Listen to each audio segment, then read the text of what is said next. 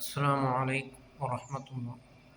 الحمد لله رب العالمين، والصلاة والسلام على أشرف المرسلين وعلى آله وصحبه وسلم.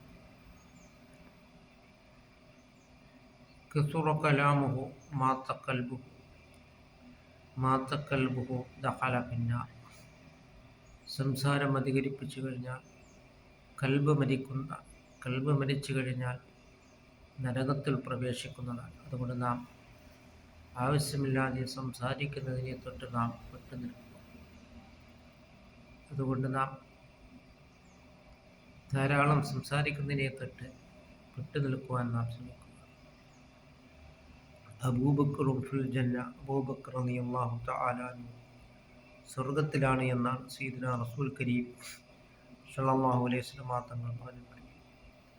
ആ അബൂബക്കർ റളിയല്ലാഹു തആല അൻഹു ആവശ്യമില്ലാതെ സംസാരിക്കുന്നതിനെ തൊട്ട് വായിൽ ചരൽക്കല്ലിടുമായിരുന്നു. അതുകൊണ്ട് നാം ആവശ്യമില്ലാതെ സംസാരിക്കുന്നതിനെ തൊട്ട് നാം വിട്ടുനിൽക്കുകയും അങ്ങനെ നാം ഒരു യഥാർത്ഥ മുസ്ലിമായിട്ട് നാം ജീവിക്കുവാൻ നാം ശ്രമിക്കും. ആരാണ് യഥാർത്ഥ മുസ്ലിം? മൻ സലിമൽ മുസ്ലിമൂന മിൻ ലിസാനിഹി വയദിഹി. മുസ്ലിമീങ്ങൾ രക്ഷപ്പെട്ടിരിക്കുന്നു അവൻ്റെ നാവിനാലും കൈയിനാലും. രക്ഷപ്പെട്ടവനാണ് യഥാർത്ഥ മുസ്ലിം എന്നാണ് സയ്യിദുനാ റസൂൽ കരീം സ്വല്ലല്ലാഹു അലൈഹി വസല്ലം തങ്ങൾ പറഞ്ഞിട്ടുണ്ട്. അതുകൊണ്ട് നാം മറ്റുള്ളവരെ നമ്മുടെ നാവ് കൊണ്ടും കൈകൊണ്ടും ഉപദ്രവിച്ചു കഴിഞ്ഞാൽ നമ്മുടെ നിസ്കാരങ്ങളും നോമ്പുകളും ദാനധർമ്മങ്ങളുമെല്ലാം മറ്റുള്ളവർ കൊണ്ടുപോകുന്നതായ ഒരു ദുരവസ്ഥയിൽ നാം പെട്ടുപോകുന്നത് നാം മനസ്സിലാക്കുക.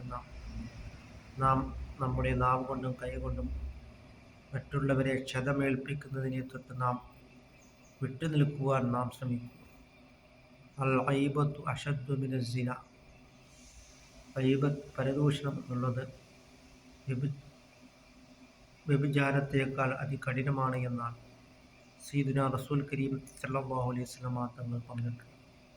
അതുകൊണ്ട് നാം മറ്റുള്ളവരുടെ പരദൂഷണം പറയുന്നതിനെ തൊട്ട് നാം വിട്ടുനിൽക്കുക.